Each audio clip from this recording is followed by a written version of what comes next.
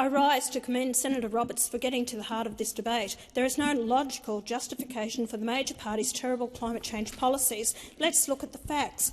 Climate policy is aimed at reducing global emissions of carbon dioxide. Global carbon dioxide emissions are increasing because carbon dioxide follows temperature by approximately 700 years or more. Therefore, climate policy is not working.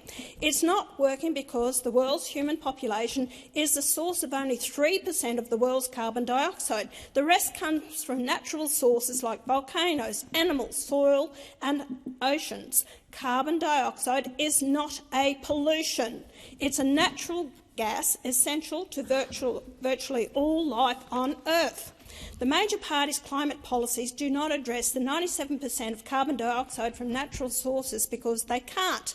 They're beyond anyone's control. So instead of having its intended effect, the major parties' climate policies have only ever had one real impact: electricity costs more. Electricity today costs 3 times as much as it did 20 years ago. Australia has some of the biggest natural energy resources in the world, but pays some of the highest energy prices in the world, due in part to a profound shortage of energy. This does not make any sense.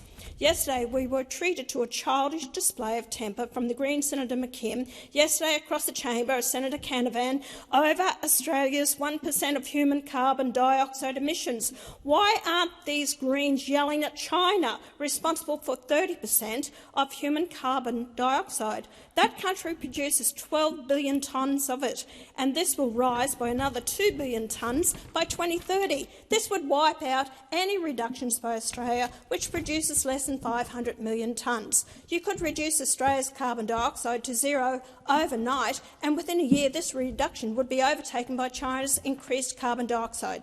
China also mines almost 4.5 billion tonnes of coal per year. Australia mines about 560 million tonnes. Senator McKim and his fellow Green hypocrites love to run down and insult Australia but never say a word about the country which produces 25 times as much carbon dioxide as Australia and 9 times as much coal. The Greens are the very definition of hypocrisy, with absolutely no empathy for Australian families struggling with some of the highest energy bills in the world. And Senator McKim would do well to understand that lack of empathy is the very definition of a psychopath.